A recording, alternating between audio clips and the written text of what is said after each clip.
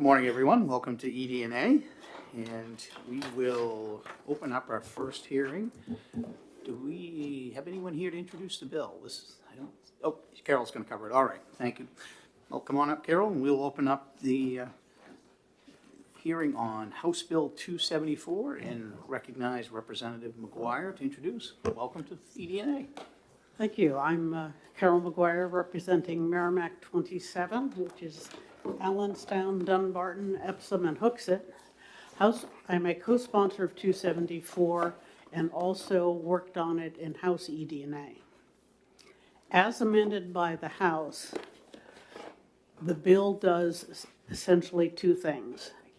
First, it requires greater legislative input into the rulemaking process at the appropriate times, namely when it's out for comment or when the agency is looking for information before starting rulemaking. It's all informational. It doesn't require any legislator to do anything, which is because we haven't figured out a way to do so. And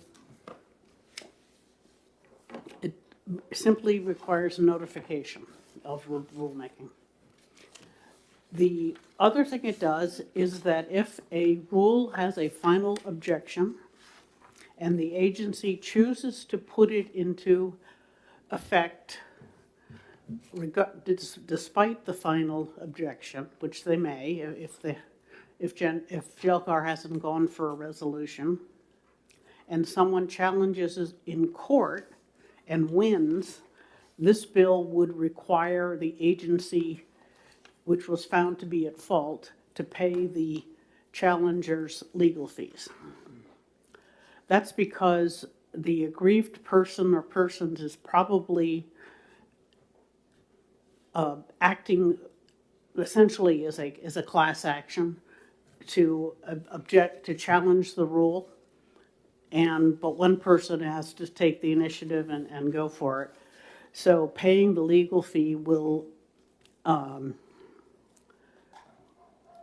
essentially punish the agency for going ahead with a rule that GLCAR objected to that the court later finds out is not valid. So neither of those things happens very often. I believe there's been, approximately one final objection per year for the last 10 years or so. And in most cases, the agency does not go ahead with the rule.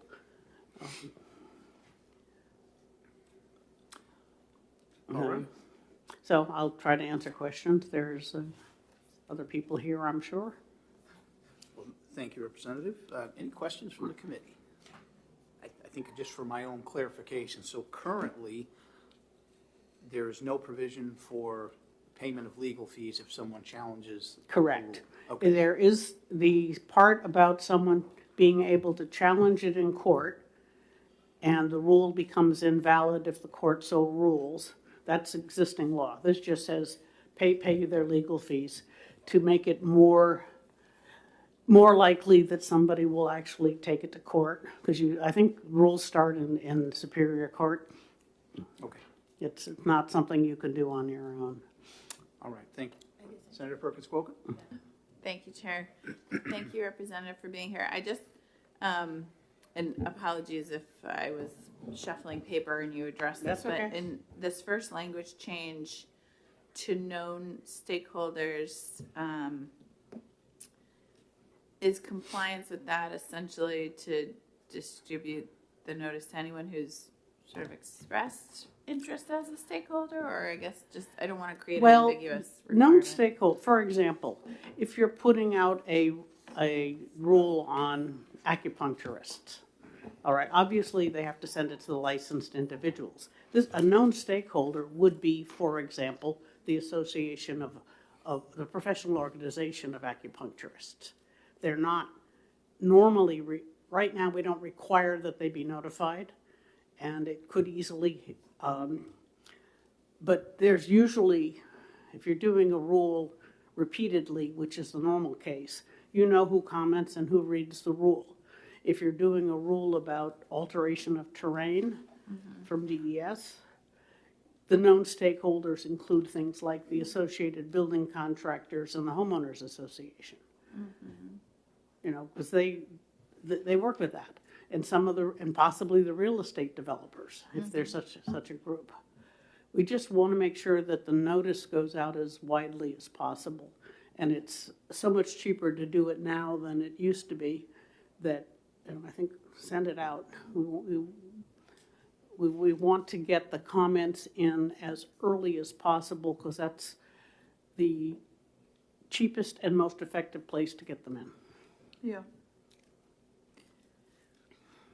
Senator Carson. Thank you. Attorney Mike. All right, sorry, Mr. Chairman. Good morning, Representative.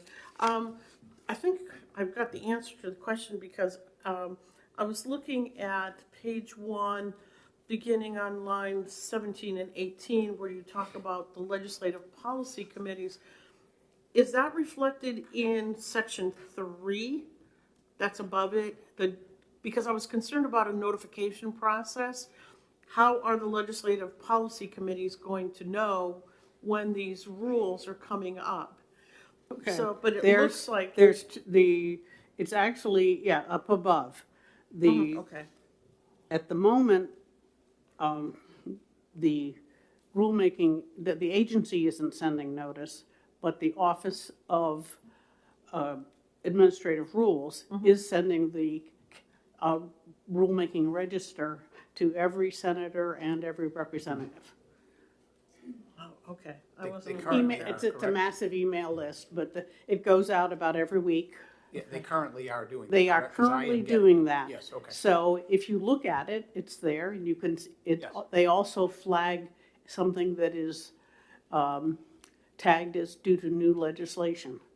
I hope you have, not everybody has noticed this rulemaking register, and as a shockingly small number have actually read the register. I have- But, thank you, Senator, I do too. I'm used to it, but I'm thinking of, a committee that's not ED&A, who's Right. used to looking at the rulemaking register.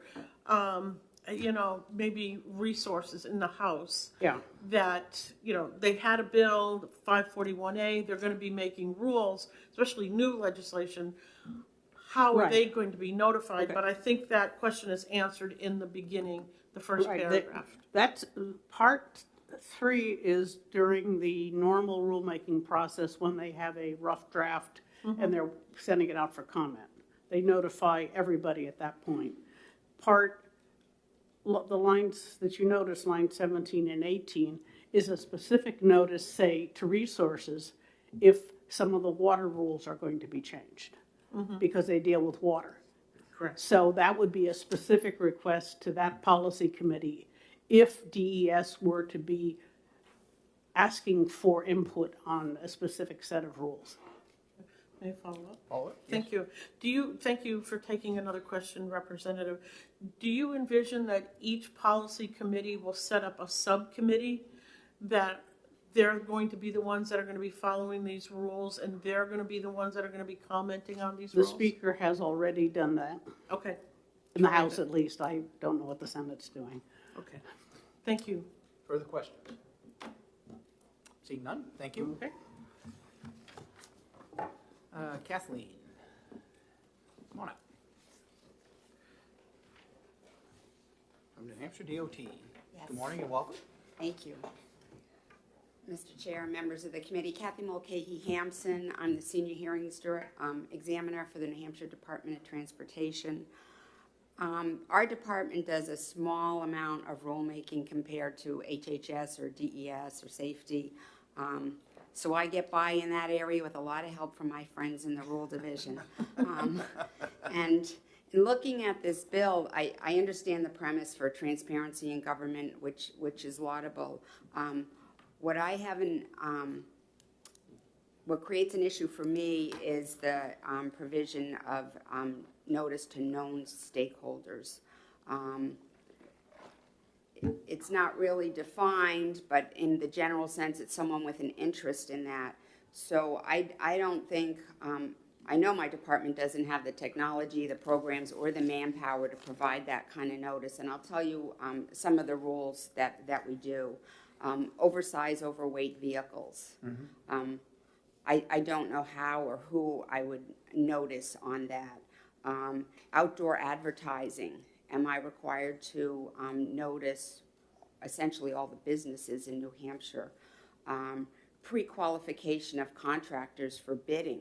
So these aren't necessarily contractors who are already qualified to bid on our construction projects, but these are contractors who want to be pre-qualified. So those are not just contractors in the state, there's some out-of-state contractors. We have rules on the sale of state-owned property by realtors. And there's a qualification process for the realtors to be listed to sell the state-owned property. I think I would be required under this, the bill as it's written, to notify all the realtors in the state.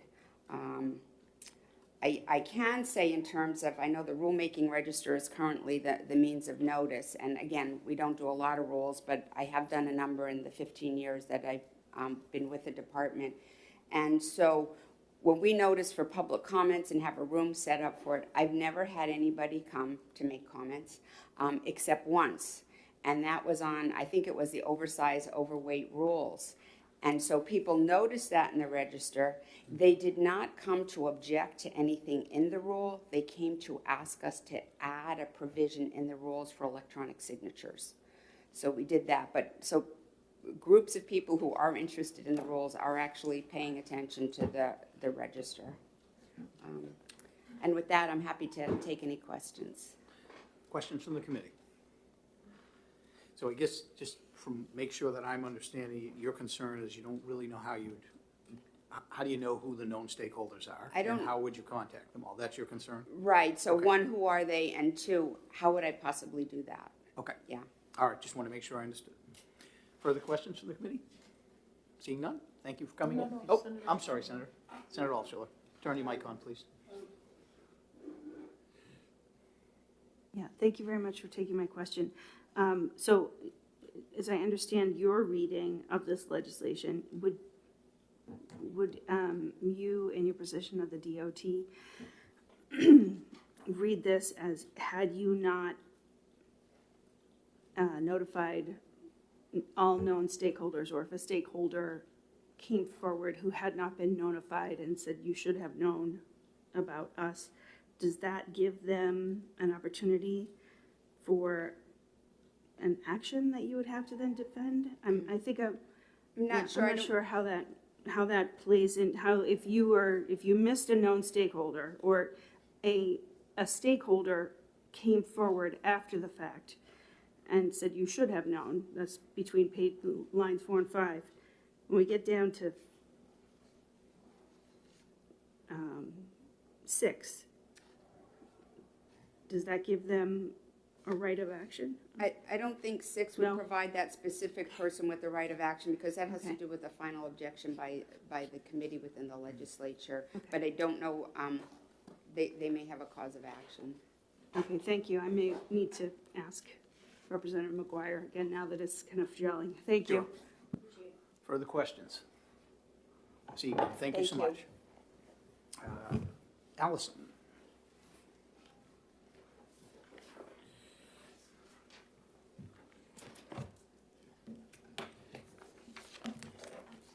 Good morning, welcome. Good morning. Thank you for having me. Allison Radmay. I am the administrator for the Rules Unit at the Department of Health and Human Services. Again, thank you for having me this morning. I'm here just to kind of share some concerns with HB 274. I will piggyback a little bit on the stakeholder or the known stakeholders in that issue. Our department is very large. And we try our best to provide rule drafts to all known stakeholders. For example, health facilities licensing. Every entity that is licensed under that specific license, they are receiving copies of our rules well before we even go into the formal rulemaking process. If it has to do with Medicaid, it's being brought forward to the MCAC. before we initiate rulemaking. However, if we are bringing a Medicaid rule forward or a rule that has to do with financial assistance, it's very hard to determine everyone in the state, or maybe even beyond, that would be a known stakeholder. Because sometimes it could be anybody needing assistance in the state. And that's very hard for us to track down, especially, that could be thousands. There are many individuals in our state and outside that utilize our services. We're looking for more clarification on that. And if noticing in the rulemaking register would be sufficient, we do post every rule that we have moving forward on our agency website. We have a webpage dedicated strictly for administrative rules that we do. Every rule draft that's filed through the entire process is posted up there, as well as any rule that is adopted up until the certification process when it comes down, and you can now find it on GenCourt.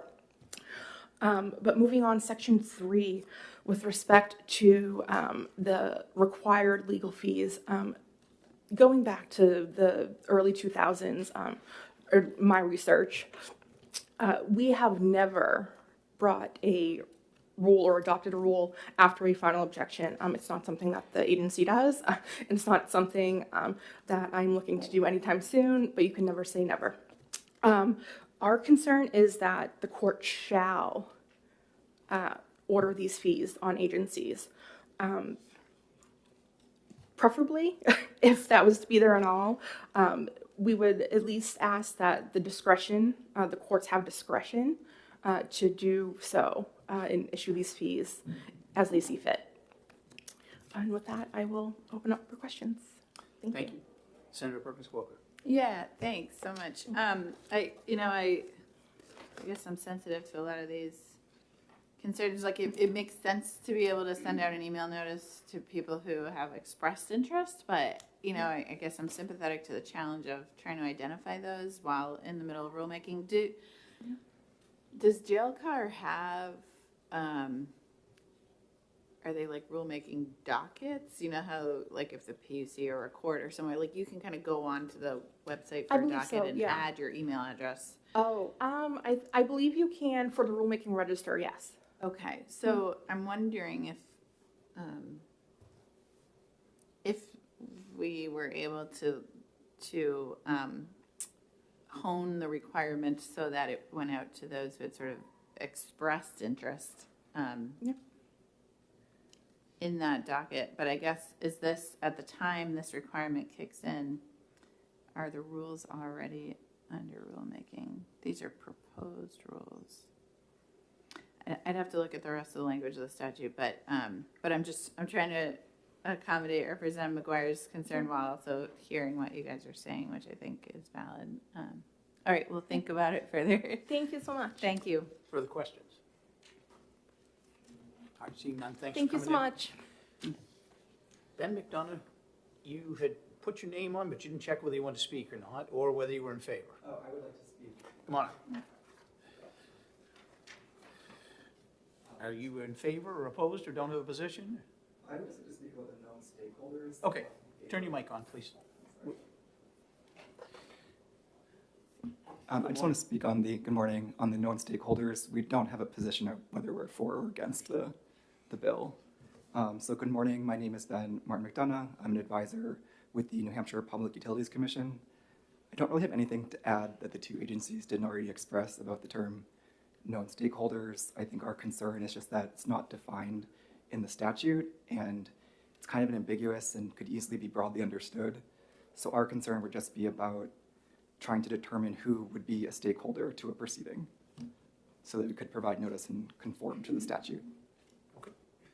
Questions from the committee? Seeing none, thanks, Ben. Thank Appreciate you. coming in. Anybody else want to speak on House Bill 274? Come on up. Edie, is there any more on the sheet over here? That's the last one I have here.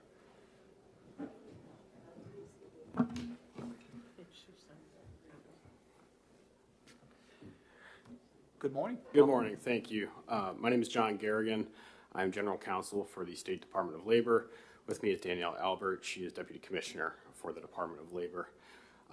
We're here just to echo the same comments and concerns from our colleagues at the Departments of Health and Human Services and Transportation and the PUC regarding the language of known stakeholders.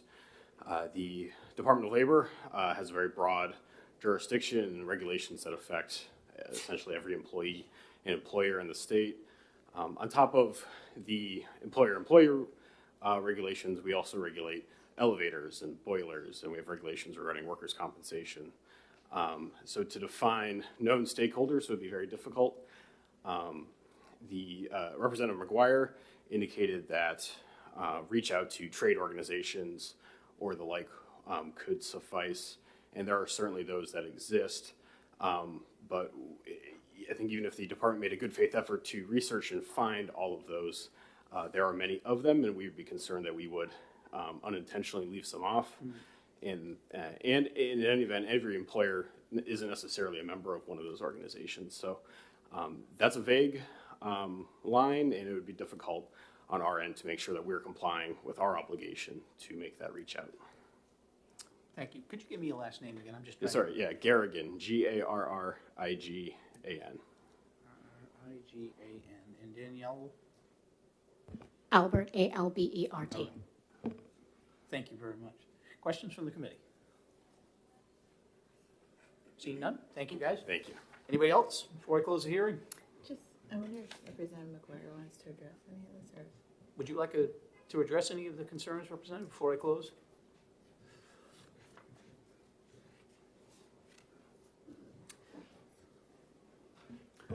Thank you, Senator. Yes, the phrase known stakeholders is intentionally vague, and the intent is not that the department goes through and tries to find out everybody in the state that might possibly be interested in the rule. They just make sure to notify the people that have commented on similar rules or have dealt with them on similar issues, or just everybody. I mean, the Department of Labor might send it to every employer that they had an email address for. It's intended to spread the information as widely as possible. There is not any penalty for an agency that does not notify someone who later comes up and says, hey, I'm a known stakeholder, you should have sent it to me. And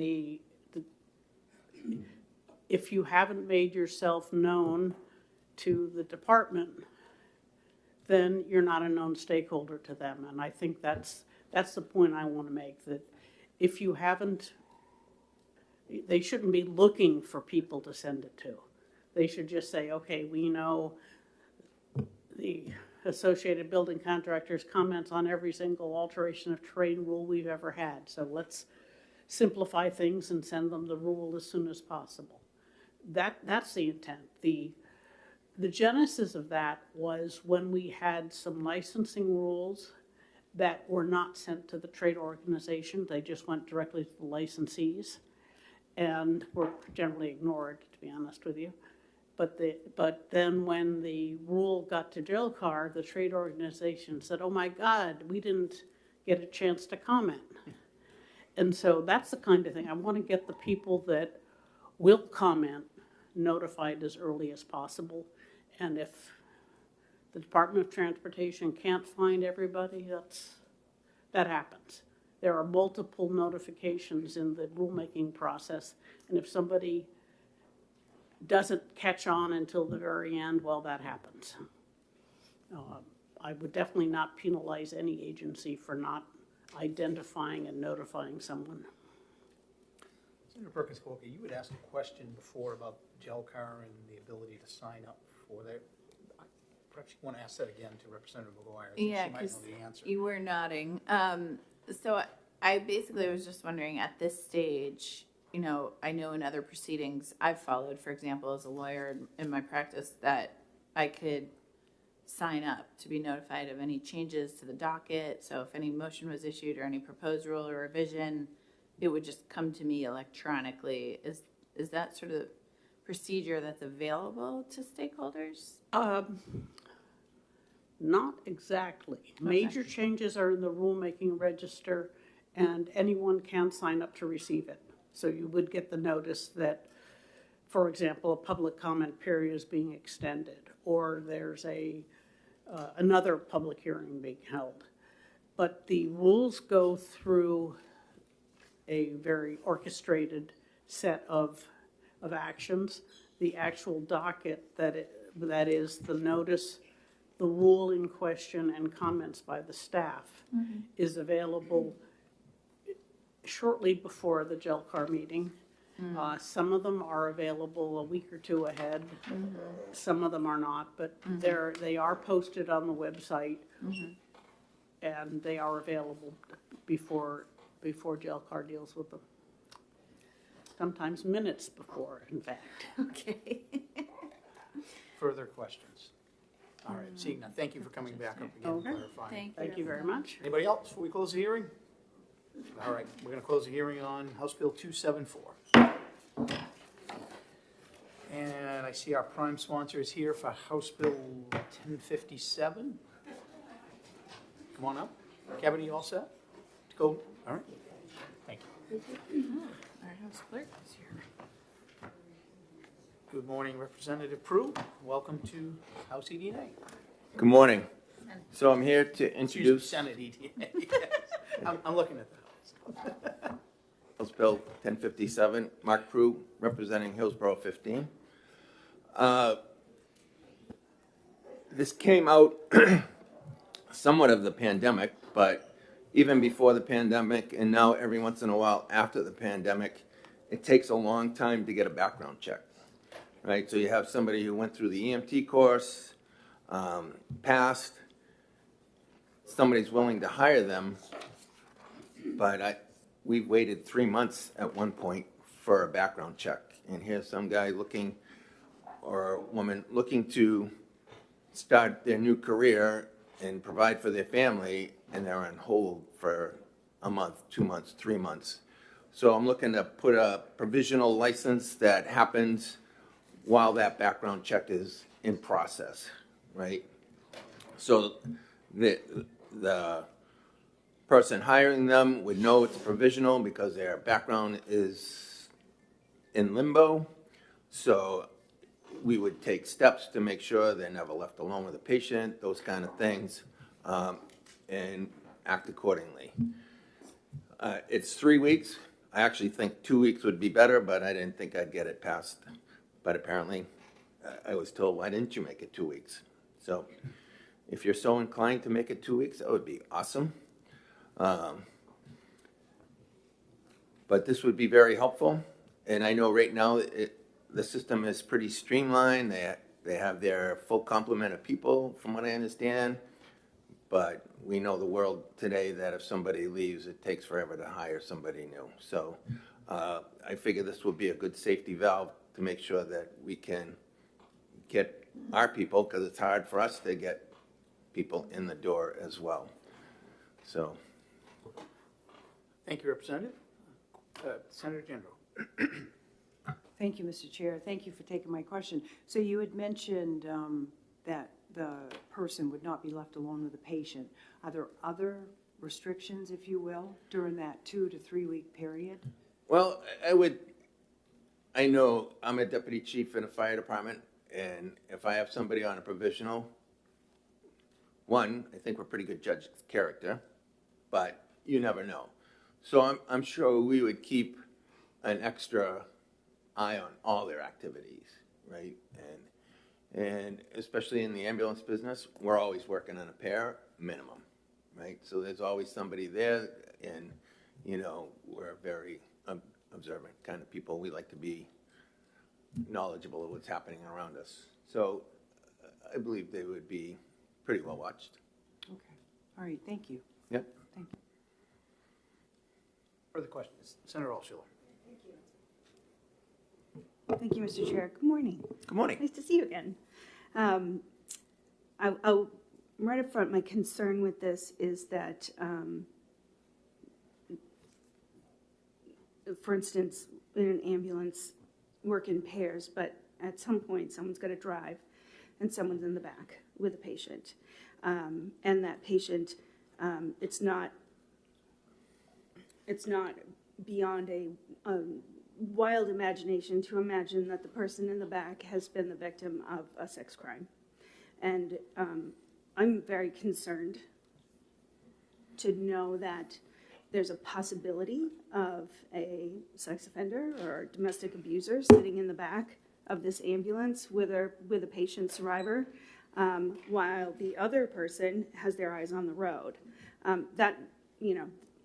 That was Yep. the very first thing that bubbled to the surface for me. And, given another, I have more, but you understand, and you understand where I'm going with this. I do. So it's the supervision piece that's undefined that gives me pause. So if we could talk about that a little more.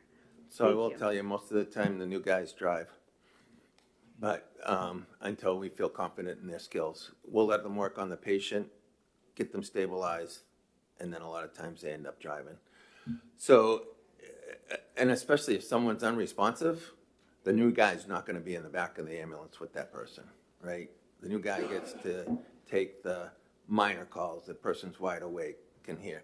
We can hear, and in my ambulance, we have a video screen at my rearview mirror that's about this big, that we can see everything that happens in the back, and we can hear everything. So I don't see that happening, right? I mean, I know I'm always listening because I'm listening to see if the patient's going south, right? So I'm listening to what's kind of happening in the back most of the time, and I know all of us do. We want to know what's going on because we might have to go faster or pull over and stop and help, all those things. So could it happen? I guess. Do I think it's going to happen? No. I don't see that person sitting through the CMT course on the chance that they might be left alone in the back of an ambulance when that probably would never happen, especially before your background check, right? So they don't know that there's a provisional license, that they might be left alone, unchecked for a couple of weeks. Follow? Sure. Thank you very much, and appreciate how the procedures and the checks and balances that you have in place for your organization are the standard we are looking for across the state. Unfortunately, not all of our ambulance services have the same sort of accountability, and some are privately contracted out. And another concern is not only working with the patients, but being in a work environment. And, there's a reason we do the background checks, because some people are not suited for working in healthcare. Right. And that applies not only to the patients, but to the environment of the healthcare providers, particularly those providers who are working in trauma. And so it's another concern is that it would be wonderful if we all had that intuition of judge of character. Right. But we know Yep. strictly from our own statistics alone that is not the case, that for everybody, and that, and narcissists do a really, really good job of hiding their domestic violence perpetration and sexual violence perpetration. So the concern about working in that environment with somebody who is, not able to pass that background check, and we know that they don't always self-select out, because the whole point is to push the boundary. And Right. the idea that it's not me. And I guess I would say Yeah. this should only be for a very short period of time, right? So in that short period of time, there's still going to be the new person. Whether you're a new person without a background check or you're a new person with a background check, we watch you very closely, right? Because we want to see your skills, we want to see your interpersonal skills, right? Because in our world, that's a big thing, talking to your patients. So we're watching that on them for a long time, right? Whether you have a background check or not, we pay attention to you. And I would venture to say most companies or departments that run an ambulance do the same thing, right? Because we don't want that problem. So we're making sure that the person that we hire, with or without that background check, is fitting in, is doing the correct thing. We watch them, right? There's always somebody on that truck that is a supervisor or has a lot of experience, right? We don't put two new people in the ambulance and say, good luck, see ya.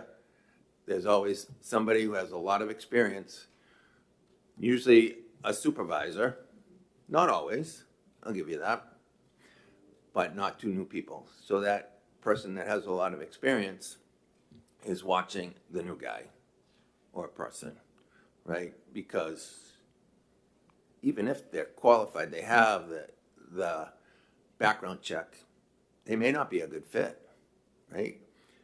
I always tell people, not everybody's cut out to be a firefighter, EMT, or an EMT, right? Everybody thinks they're great, they're ready to save the world, but they're not. So we're looking for that, because I sure don't want somebody that can't interact with patients, can't take care of the patients, right? So that's a big tell, right? I'd like to think I'm pretty savvy, and most of us are.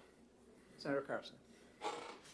Thank you, Mr. Chairman, and again, good morning, Representative, and thank you for that overview. I agree that there usually is a period of assessment for a new hire where you're not only looking at their skills, but to whether or not they're going to be a good fit for the department.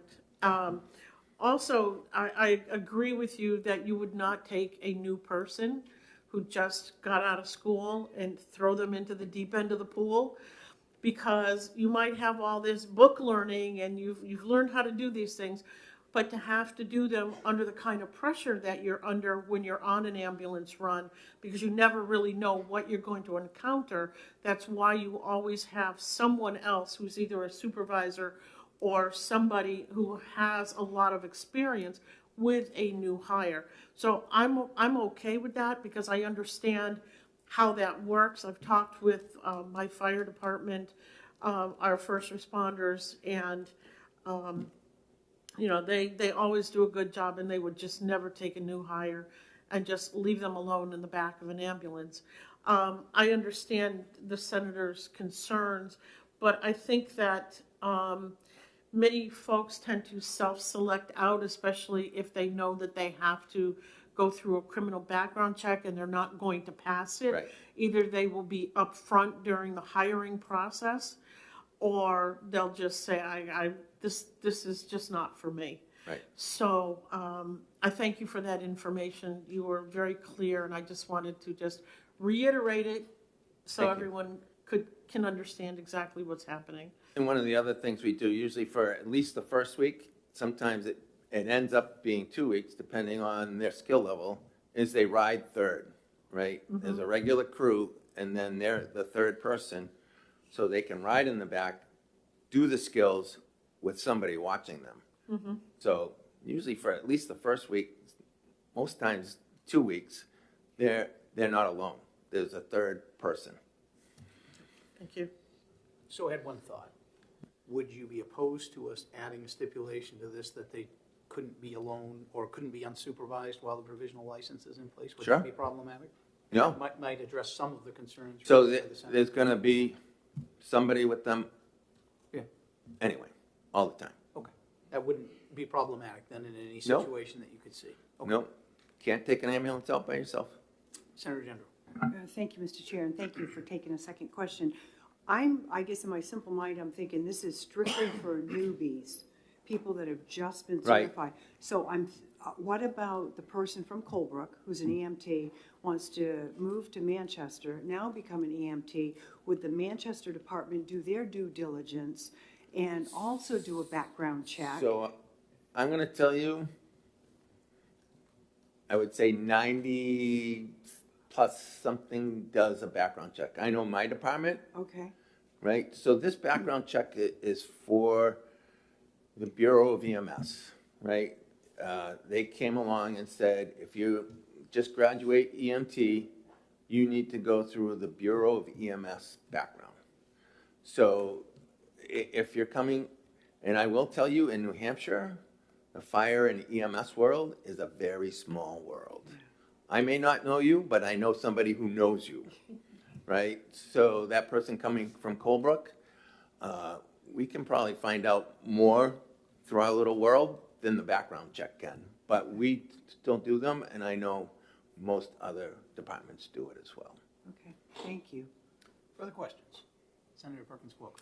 Just a quick one, I think, but would you believe that we see the same exact problem with background checks in the childcare setting, and that trying to hire into childcare, part of how we addressed it was to add additional funds for background checks, so maybe something we need. And I know there's a bill that just came through criminal justice that allows others than the state that are certified, like the Department of Corrections can do their own now, or some others are getting the fingerprint machines. So there's going to be more fingerprint machines available. Further questions? No, sir. Seeing none, thank you, Representative. Thank you. Representative McGuire had signed up, but I don't She see said she's not going to talk She's not because I showed up. All right. Apparently, she didn't think I was coming. Anybody else that would like to speak on House Bill 1057? Seeing none, we will close the hearing. Thank you. Thank you. Senator Prentice. Yes. All right. Our next bill is House Bill 1233. I see Representative Kelly is here, so come on up and we will recognize you to introduce the bill. It's on. Hi, I'm Diane Kelly. The first thing I want to do before I introduce this bill, and I'm going to read because I'm really nervous, is to sincerely apologize to this committee for my absence last year when the bill first came before you. We had a pretty serious family medical emergency, and I was just completely overwhelmed and just, I'm still overwhelmed with this problem. Anyway. Well, you're here now. So. I'm really grateful to have another opportunity to present it now. So HB 1233 is short, it's one sentence. I'm sure you've all read it. In the United States, human chiropractors are considered primary care doctors, which means you don't need a referral from your medical doctor to see them. But for animals, the laws have been kind of vague, and animal chiropractors who are highly trained and certified by nationally recognized animal chiropractic programs have been at risk of prosecution. A few states have already grappled with these vague laws, and all states will eventually have to address this, just as they did in the past with human chiropractic care. There have been court battles between veterinary boards and animal chiropractors and their supporters. For example, in Pennsylvania, after the prosecution of a very well-qualified and experienced animal chiropractor, the court did rule in favor of the vet board due to existing statute, but urged their General Assembly to fix the matter in order to avoid endless court battles in the future. This is an industry poised for significant growth as people are realizing that their animals can receive significant pain relief quickly and relatively affordably through chiropractic care, just as humans do. People understand they can take their children for chiropractic adjustments without medical referral, and they're frustrated that they might not have that freedom with their animals. It just doesn't make sense. In the House eDNA hearing last year, we were told by one veterinarian representing the American Veterinary Medical Association that it considers animal chiropractors to be practicing veterinary medicine without a license. However, she stated that state laws vary widely. Some states have exemptions, and some states just don't monitor animal chiropractic at all. Several states have allowed non-veterinarian animal chiropractors to adjust animals under the direct supervision of a vet. However, that increases costs and is prohibitive in practice due to the fact that animal chiropractors travel extensively when they treat large animals. It would be difficult and unworkable to have veterinarians travel with them or keep track of their clients. It also brings up the issue of whether a veterinarian is qualified to supervise them. As far as referrals, there are significant wait times already to get veterinary appointments, as the veterinary industry is very burdened with lack of vets, which not only increases the amount of time an animal is suffering, but it also reduces the number of appointments available to animals who need other treatments. I initially pursued this legislation after working closely with an amazing animal chiropractor who treats my dog, who was injured, ironically buckled into a dog car seat with a body harness, but someone plowed into my truck, so he has needed care since then. She wrote a letter, which I can share with you, stating that she moved here from another state 11 years ago after being repeatedly assured by the New Hampshire Vet Board over the phone that there were no laws on animal chiropractic. Once she got here, she was issued multiple cease and desist letters threatening her with being charged with practicing veterinary medicine without a license. She was told by several supportive veterinarians just to quietly continue what she was doing without promoting it. And she has, due to the significant need for her services. But she really feels that more animals could be helped if she could advertise and promote her business without fear of reprisal now or in the future. It's true that this issue hasn't been aggressively pursued so far by the New Hampshire Veterinary Board, but it needs to be resolved so that Granite Staters can be confident they'll be able to receive the care they choose for their animals. My goal is to have this issue resolved in statute so that New Hampshire chiropractors who are trained, animal chiropractors who are trained nationally by recognized animal chiropractic programs and certified nationally and sometimes internationally recognized, certified by nationally and sometimes internationally recognized animal chiropractic associations can offer their sought-after services, advertise their services, and expand their practices as needed without undue legal risk. The House Subcommittee on this bill worked closely with OPLC, both New Hampshire Chiropractor Associations, and the New Hampshire Vet Board to craft language that it felt worked for everyone. So I ask that you join the House eDNA Committee, who voted unanimously to support this bill. Thank you, Representative. So I guess my first question is there a nationally recognized animal chiropractic program that certification exists? It is. It's Okay. called the International Veterinary Chiropractic Association, and there's also the American ABCA, American Chiropractic Veterinary Association. But you're not looking to have a state license issued then, or a certification? You're just looking to have No, them refer to the national program? it would be, in this particular case, it would just be New Hampshire. It's just that people who are animal chiropractors, I've never met an animal chiropractor who wasn't a human chiropractor too, unless they happen to also be a veterinarian. Mm-hmm. But it basically just allows animal chiropractors who have training, education, certification, everything you could ask, a lot of experience, many of them, to be exempt from the veterinary licensing requirements.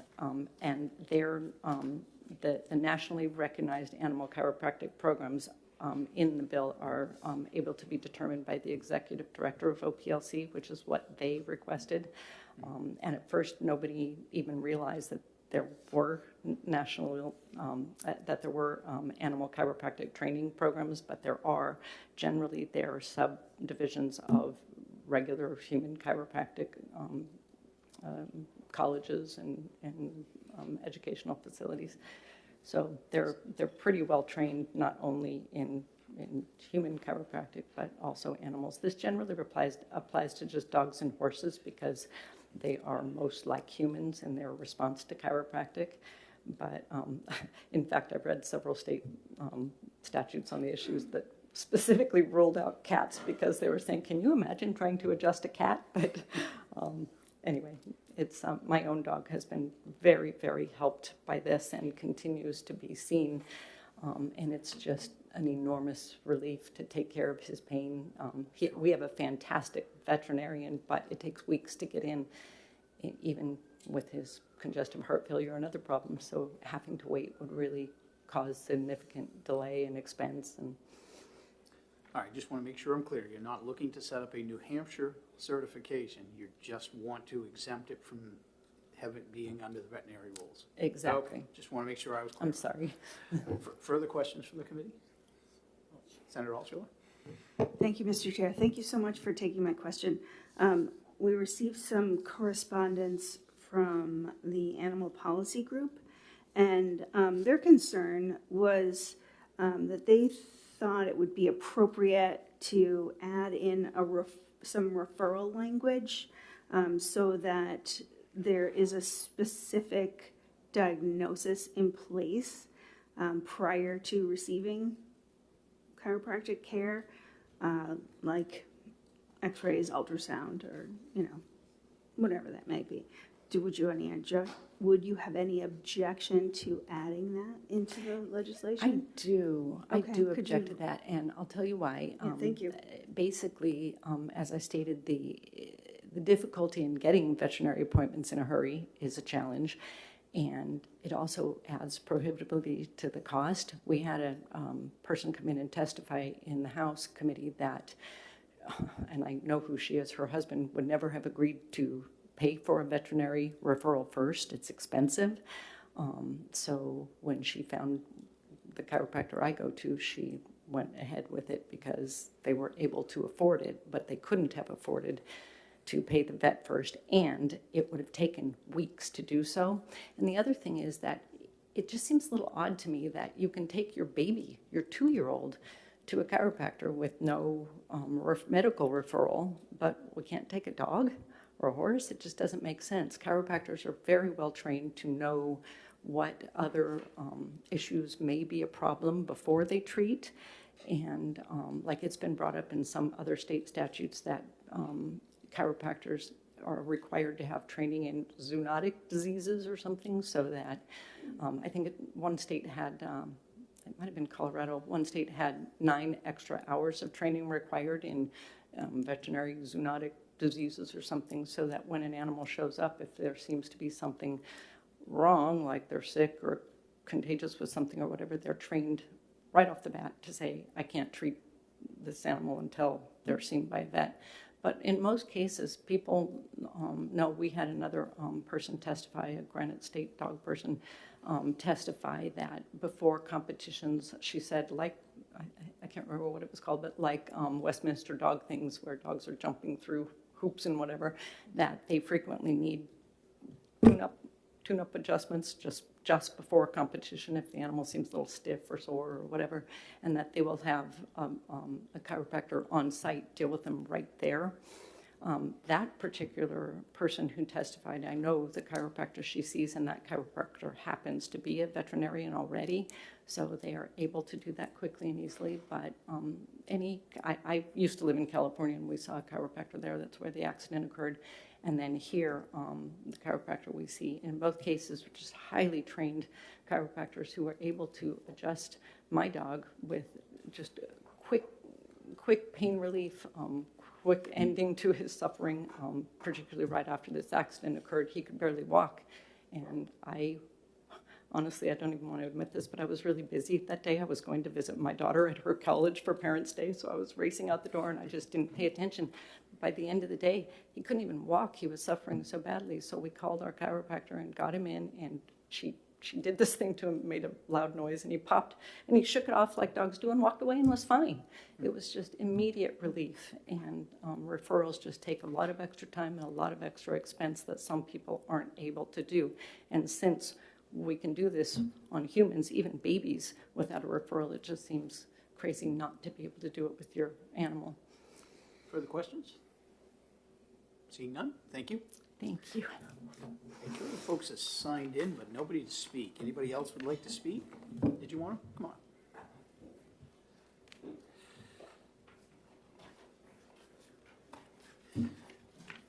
Good morning, welcome. Good morning. Thank you, Senator and committee, Mr. Chair. I'm Sherry Gould. I'm a representative for Merrimack District 8, and I'm here from the Executive Department, ED&A, Executive Department's and Administration. Thank you. Committee in the House. And as you may be able to tell, this is my second year of my first term.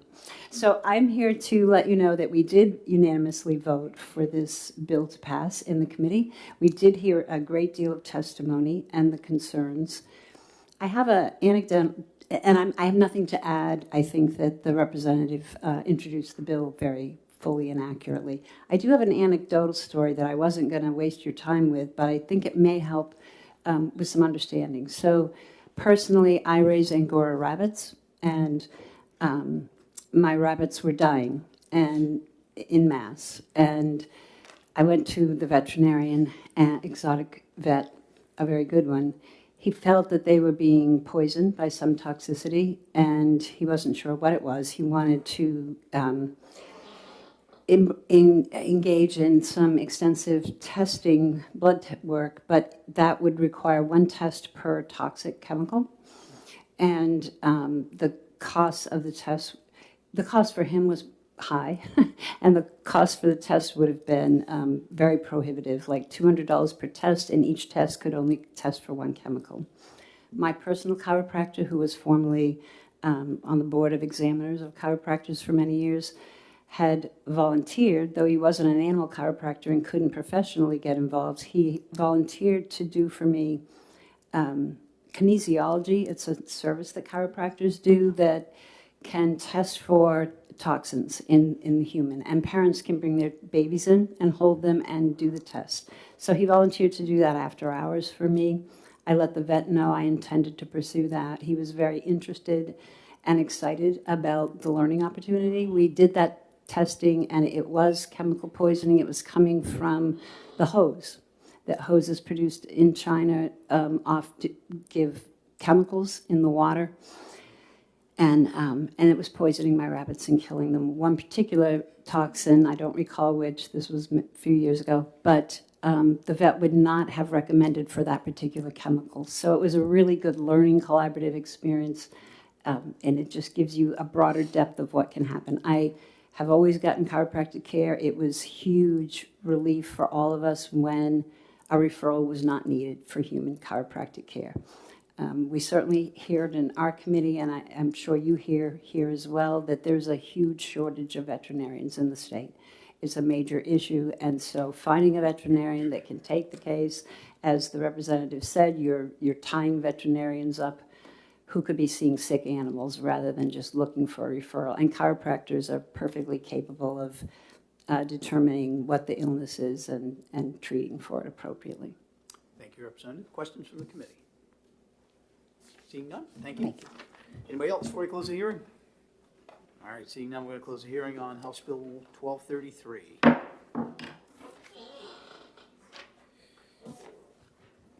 And next up will be House Bill 1309.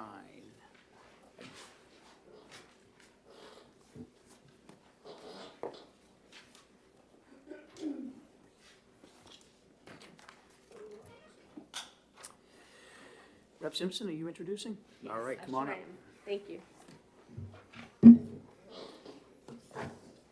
will open the hearing on House Bill 1309 and recognize Representative Simpson to introduce. Good morning. Welcome to ED&A. Good morning. Thank you for having me. Good to see all of you. I'm Alexis Simpson. I'm the state representative for Exeter, Newfields, Newmarket, and Stratham.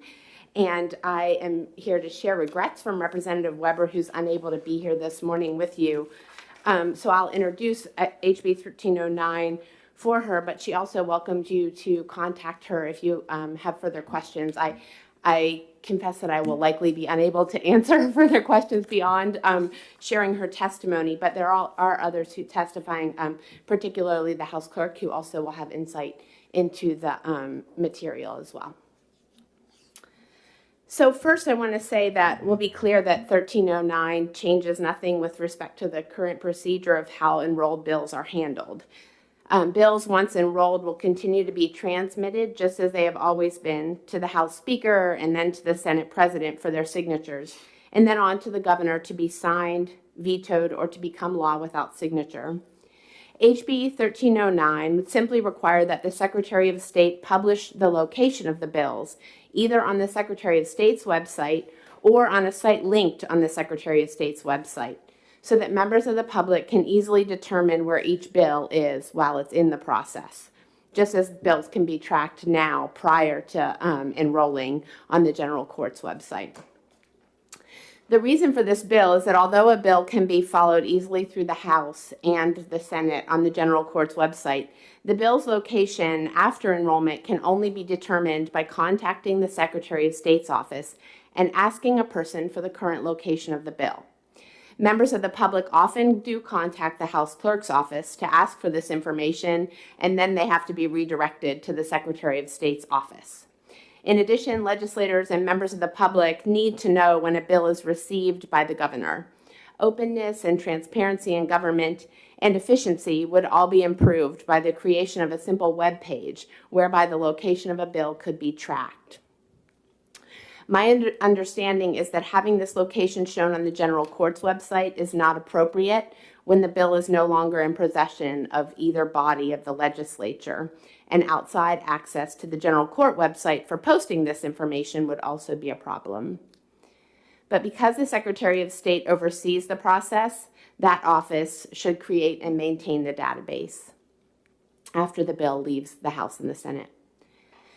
Because I understand the Secretary of State has had complaints in prior years about the accessibility of information on the official website, resulting in the removal of some information for significant periods of time, Representative Weber thought it would be helpful to allow that office the option to use any convenient hosting site and available software to create the database, and then simply provide a link from the official web page. But in 1309, the decision of how to do that is left to the Secretary of State. And finally, HB 1309 was voted out of the Legislative Administration Committee on a vote of 16-0 and passed the House on a voice vote. So we're hoping that you'll act favorably on this bill and make a currently opaque part of the process open to all members of the public. Thank you very much, and I will refer you to the House Clerk, Paul Smith, or to Representative Weber for any questions that you may have. Thank you, Representative. Yes. All right, we'll bring up Paul Smith, Clerk of the New Hampshire House.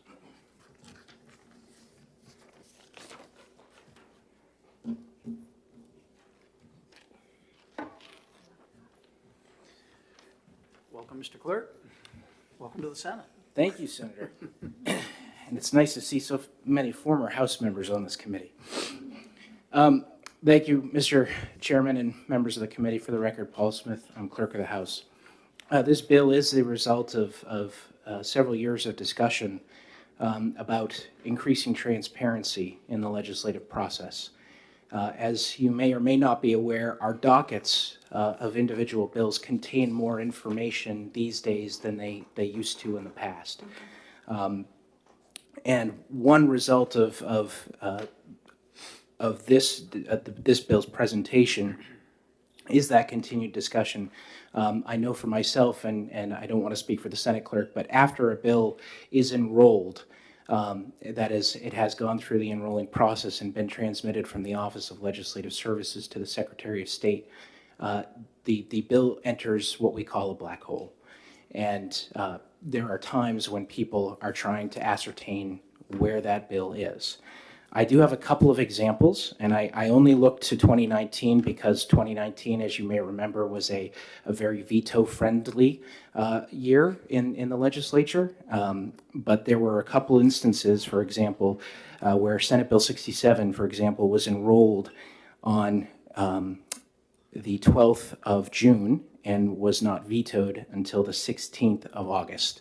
So that's a 2-month lag of people calling, trying to find where the information was. And the information is available now. We keep the Secretary of State's office, as well as the Senate President and the Speaker of the House, keep a log, a handwritten log of when bills arrive and bills go for signature. As you know, all bills have to be signed by the presiding officers of the body. Whether they supported them or not, it's a constitutional part of the process. There are times when these bills might be held for a specific reason. Usually in the Senate, because the Senate usually has more of that quicker connection to allow a bill to get right to the governor. But there might be a reason for, a bill ceremony, a bill signing ceremony, so it might be held an extra week. But in the instance of a couple of these bills, 2 months, that's a lot of calls. That's a lot of calls from the public looking to understand what is going on in the process. Why is the process in this quagmire? Excuse me. And so Representative Weber, after several years of discussion, put this bill in. And as was discussed, the Legislative Administration Committee supported it and passed the House unanimously on the consent calendar. As I mentioned, this information is also collected electronically. When a bill comes back that it has been vetoed or it has been signed into law, the Secretary of State's office generates an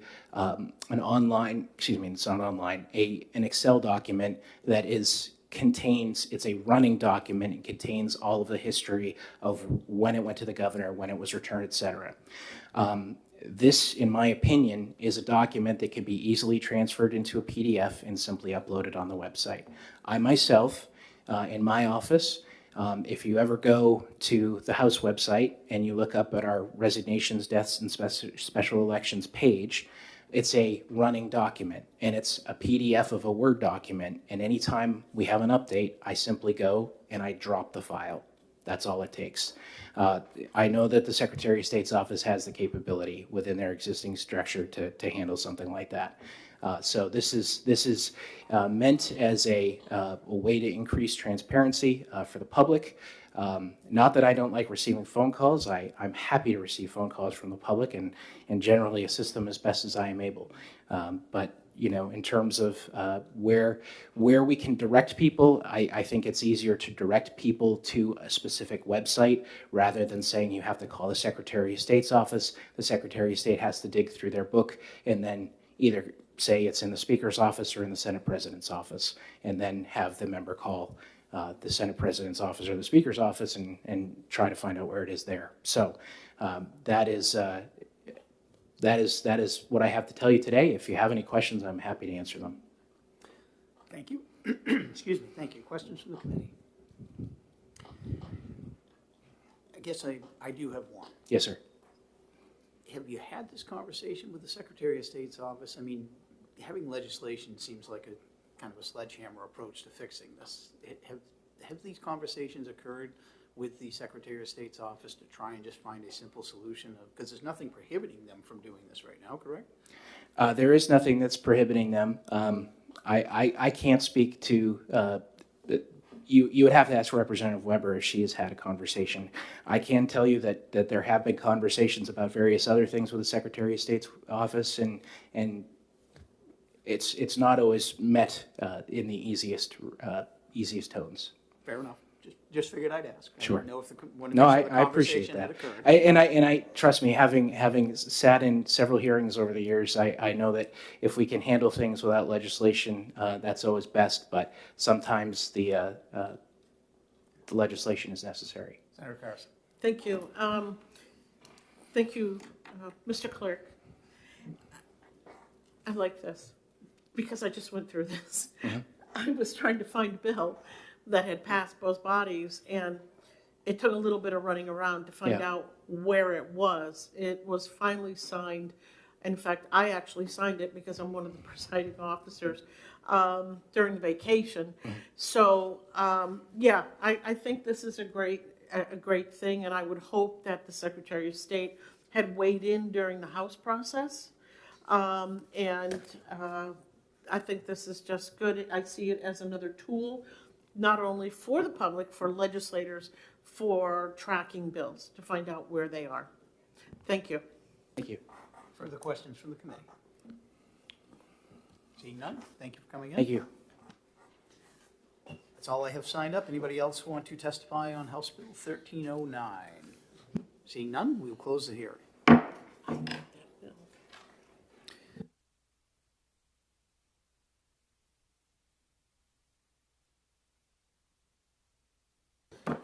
Is is Rep. Vos. Oh, there he is right there. Come on up. We'll open the hearing on House Bill 1627. Sorry, I didn't see you over there.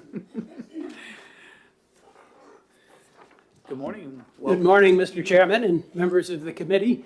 For the record, Representative Michael Vose, representing District 5 of Rockingham County, the town of Epping, and currently serving in the House as Chairman of Science, Technology, and Energy. I come before you this morning to introduce House Bill 1627. Fun fact, in the 18th century, railroads in New Hampshire were regulated by the Public Utilities Commission. Actually, the 19th century, not the 18th century. And by the middle of the 20th century, the State Department of Transportation had taken over the regulation of railroads. However, all the statutes that governed the railroad, that provided the statutes for railroad governance remained in Title 34, which is the Public Utilities Commission title in our RSAs. Transportation is actually in Title 20. So in 2023, I filed a bill on behalf of the Public Utilities Commission to investigate whether those chapters should be moved from Title 34 to Title 20. And our study committee discovered that, yes, indeed, they should be moved. And so we issued a report dated November 1st, 2023, which I asked the clerk to send a copy of to all of you. I hope he did so. It's a fairly short report, and it basically says, yes, the findings of this study committee are that these RSAs, 9 of them, need to be recodified from Title 24 to Public Utilities to Title 20, Transportation. The numbered RSAs are listed in the findings.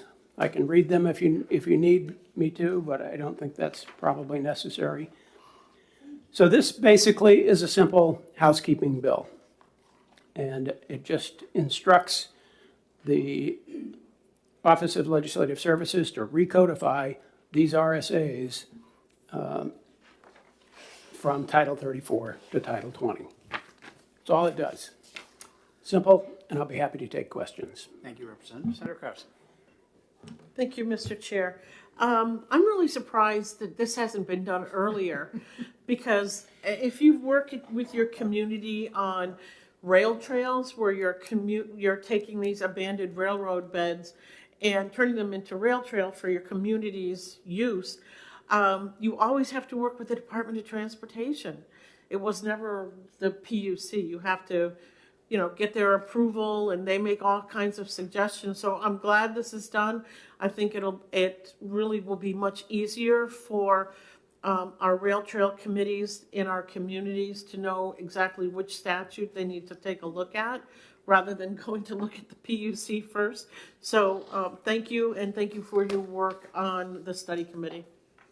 Thank you. And the chair of the Public Utilities Commission was surprised also to discover that this was his responsibility. And so that's why I filed the bill. I filed it on his behalf. He wanted this change to be made. It'll make it much easier for the public to find the relevant statutes that they need to refer to when making these kinds of changes that you referred to. So thank you. He didn't want to work on the railroad anymore? He didn't, no. And I've never worked on a railroad, although I like railroads. Further questions from the committee? Seeing none, thanks for coming in. Thank you. Anybody else that would like to testify on House Bill 1627? Seeing none, we will close the hearing. I will take a motion to go into exec session. Second. All in favor? Aye. Will you take up the one we just heard? No, I can't do any House bills until April. Okay, I can't do any House bills until April. Sorry. Okay. That came down from upstairs. Really? Okay. Yes. Same thing. That's because I'm still mired in judiciary bills. So. Actually, I would like a 5-minute recess before we move forward, Okay. just so we can do Sure. a quick caucus. Yep, okay. we can do that. Do we have a list to executive? There is, I have. You just have notes, okay. You should have one. You can have that one if you want, because I have my own. I have this, thank you. 11.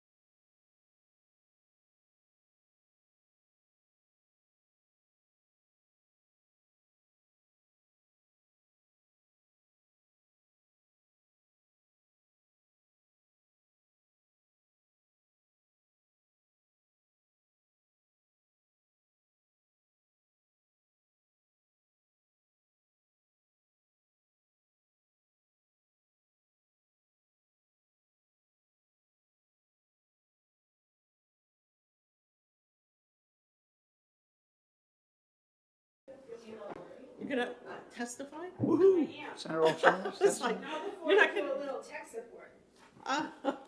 Oh, no. I just need this. Oh, no. I finally caught, I'm like, where is all of this plugged into? Maybe someday, 100 years from now, they'll make some technology advancements in this building. Plug in the table. Yeah. Well, hopefully.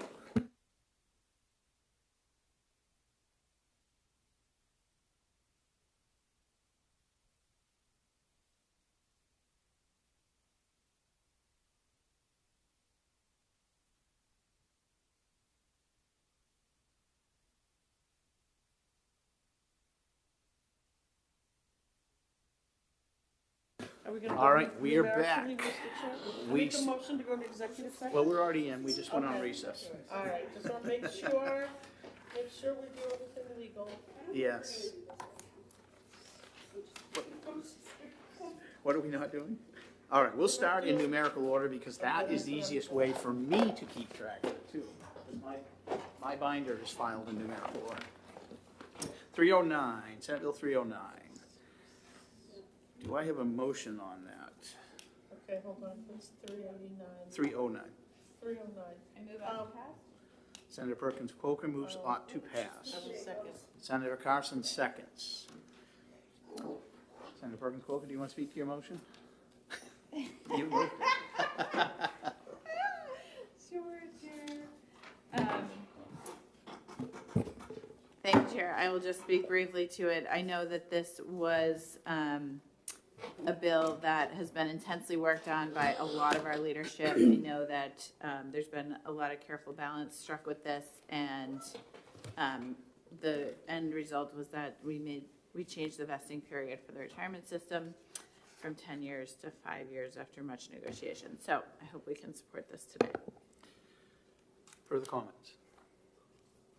I know I will make one. I understand the problem and conceptually support this. My only concern is the financial cost that is associated with it. But that is not this committee's position or concern, so I am supportive of the bill as a policy decision, and it will go to finance, and they'll need to review the cost structure that's on it. And so, that's important, an important piece of it, because there is quite a price tag with it. But I certainly support the policy portion of that.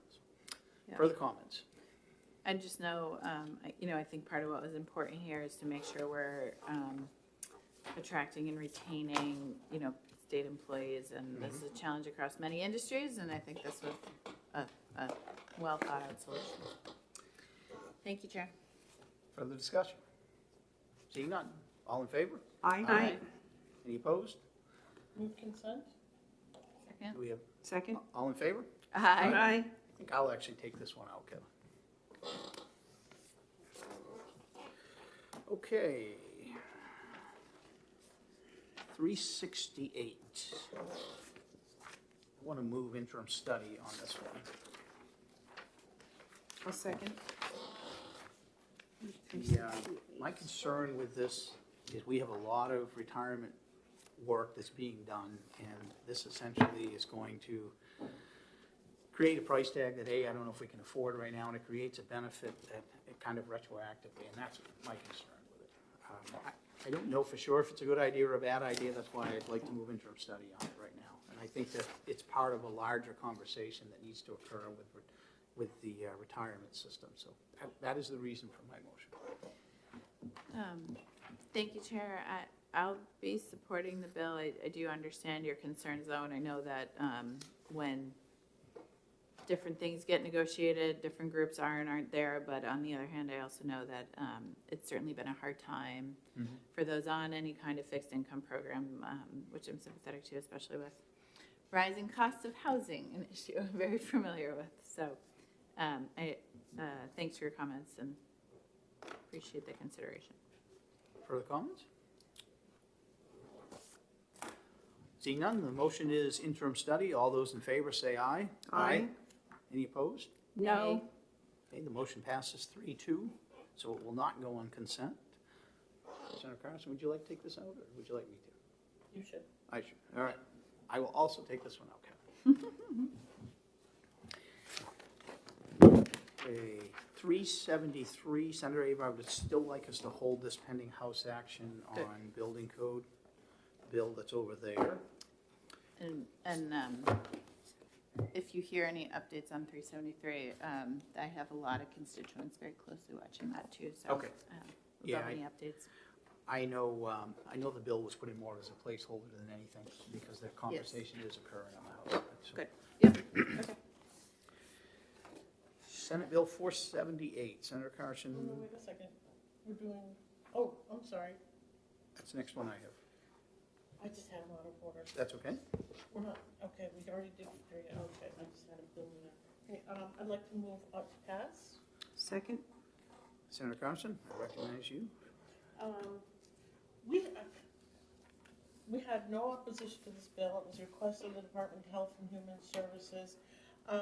We held it because there was no real fiscal note on it. We had no idea. We haven't gotten an updated fiscal note at this point. We did, and I think it's in line with what we were hoping. And so I would just ask everyone to support this. We did get the updated fiscal note. Pardon? Yeah. We did get it, yeah. Yeah, we did. So that's what we were waiting for. Yeah, and I think, the department's position that this creates an alternative to closure and sort of the testimony about how any non-compliant situations are overseen, I think struck a good balance, because we all know there's a child care crisis now too, and I think just keeping as many daycare centers open as we can while making sure our children are safe is a good policy. Well, it certainly is an issue. I know that I've had numerous daycare centers within my district that have reached out with, not specifically on this bill, but over the time I've been here with concerns. I've actually done some tours of a couple of them, and they need some help. Yeah. It's certainly an area that the state needs to try and help with as much as they can, so I will support this. Okay. Further comments? Seeing none, all in favor of ought to pass? Aye? Aye. Aye. Any opposed? Move consent? Second? All in favor of consent? Aye. Senator Carson, would you like to take Yes. this one out? Senate Bill 481, I know Senator Perkins Cook and I have had a discussion, and we'll hold that for one more week to give her an opportunity to do some work on that. Yep.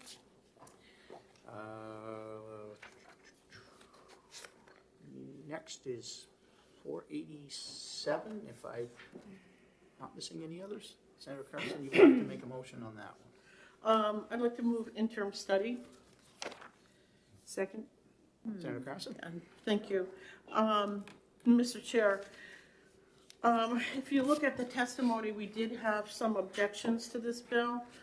I tried to get the two parties together to come to some sort of conclusion. That didn't happen. The prime sponsor of the bill was very adamant that it had to pass the way that it was filed, and since he wasn't willing to work to fix this. Are we on 487? Yes. Yes. The prime sponsor? Yes. Oh, okay. Oh, okay. I thought you just referred to yourself as he, and I'm like, wait, what? No. I was Am I on talking wrong about the bill? person who asked me to file the bill. So sorry. So Thank you. at this point, I don't feel comfortable moving it forward, because I do believe that there were some substantial arguments about things that needed to change in the bill. So I think people just need to take a step back and look at it, and hopefully can work with others and come up with something that everyone can agree upon. Okay. Further discussion? All right, seeing none, all in favor of interim study? Aye. Any opposed? Move consent? Second? All in favor of consent? Aye. I'll take it. All right. And Next, apologies, I also, for some reason, I already have interim study consent on the top of my page. But See, we're thinking alike. prior to I don't know, I guess I made a note. Yeah, well, it's What are because we if you look, talking we about? had some folks that came, labor attorneys, that Yeah. had some real concerns. And I was hoping that they were going to be able to get together, but they just couldn't come to an agreement. So I can't see pushing something forward that, that we know is really flawed at this point, so. Okay, there you go.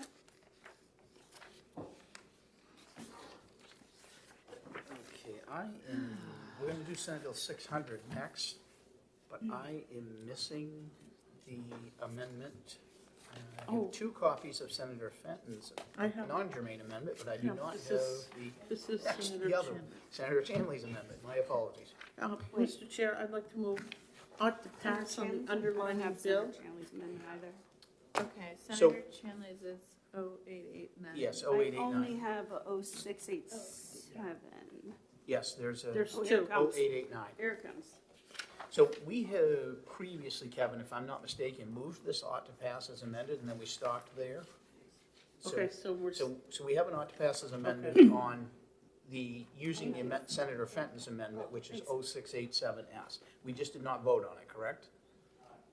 You voted on the amendment, you did not. We did not vote on the as amended. Okay, thank you. okay. So we've already adopted Amendment 687. Okay. The bill is open for further amendment, Okay. which This is- yeah, go ahead. I would just say I'd like to move amendment 0889S ought to pass. Do we have a second? Second. Second, okay. Discussion. Mr. Chair, want to thank Senator Chandley. I think when we started talking about this, we were talking about bringing the board down to 6 members. And I think this committee felt uncomfortable with 6 members because we usually go with odd numbers. And so I reached out to some members of the board. They also expressed some concerns about going down to 6. So what this bill does is it goes to 7, and it adds 5 practicing pharmacists, 1 who is a pharmacy technician, which is what really was a big part of the bill. So I think it's good. And so I'm hoping everyone can vote for the amendment. Well, for clarification, the current board was 7, just a little history. Okay. And it went down to 5 with Yeah. House Bill 2 last Yeah. year. It's still at 7 because none of the members had cycled off yet. So this keeps it at 7. Yep. And I think the major change that this amendment does is it changes from 2 public members to 1 public member and 1 pharmacy tech. It just defines that. We were a little unsure in the original bill how that allocation was going to occur, and I think this defines it properly. I will be supporting. Further discussion? All right, so we're voting on Amendment 0889S ought to pass. All those in favor say aye. Aye. Any opposed? All right, so now we'll be voting on ought. I guess somebody should probably move it again, because I don't know what our history is. Ought to pass as amended. Mr. Chair, I think what we need is a motion for a committee amendment because It'll combine the 2. it'll combine these 2 into 1 amendment, and it will be a committee amendment. So I'd like to move a committee amendment that combines amendment number 0889S and amendment number 0687S, which we had already voted on previously. Do we have a second? Second. Second, all right. So all in favor of making the committee amendment, which will combine the 2 amendments that we've passed, say aye. Aye. Any opposed? All right, now, I don't know who originally moved this ought to pass, but we're gonna do it again as an amended one. Okay, so I'm looking for a motion of ought to pass as I move amended. second. I move it. You'll move it, okay. Do we have a second? Yes, second. And so just so we're clear, this will adopt the original bill as amended, which will include the 2 amendments that we just combined as the committee amendment. So we'll be voting on SB 600 as amended with the committee amendment. Okay. Everybody good? Yep. All right. All those in favor say aye. Aye. Any opposed? Move consent. Do we have a second. All in favor of consent? Any opposed? All right. Any volunteers to take this one home? I'll take it up. Senator Perkins Coker. Right. I believe that is all the bills that we have to exec today, because as I stated earlier, that I've been asked not to move any House bills forward yet, so we're going to leave those. And we have 2 remaining Senate bills on hold. So Yep. we will, we'll exec one of them next week, and I don't know on the other one, we'll have to, I may end up holding that right to, literally till the deadline to see what House action occurs on it. our Okay. Building code ones. Yep. I'll accept the motion to go out of exec session. So moved. All in favor? Aye. Okay, we've got 5 more bills scheduled for next week. I'm just going to continually keep scheduling House bills, because at this point in time, we've received 15 of them from the House, and I anticipate there will be more coming. Okay, we've now received 17 from the House, and I still anticipate there'll be more coming. So my intention is to just keep having Wednesday morning hearings. I'm trying to avoid us having to get jammed when we get near the deadline. Yeah. Again, we'll be doing the hearings on the House bills, but not executing for a while. If I get a change of direction from upstairs that we can start executing some, then we will. But That would be Okay. we'll just keep hearing them. Okay. All right, and stack them up until, And then we'll have a exec day. okay, good, awesome. Any further questions from the committee? With that, we are done for the day. Thank you. Thank you. Not for the committee, Okay. do we have a ballpark of what we think is coming over? Like, I don't we have have, 17, are there I honestly anything don't. held over there yet, right now? that- There's still stuff that they haven't voted through yet. Oh, And so okay. they haven't even been to the House Yeah. floor, so I Don't- really don't Good know. enough, okay. Don't forget, they have to go, some of them have to go to a second committee as well. Right. So you can come to judiciary. We have over 30 House bills already, so. We're trying not to catch you. So fun. All right, thank you all. Thank you. Thank you.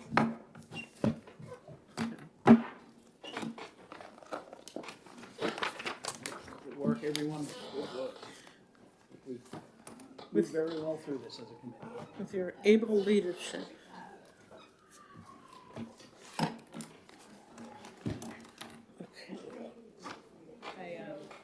I'm trying to catch up on constituent.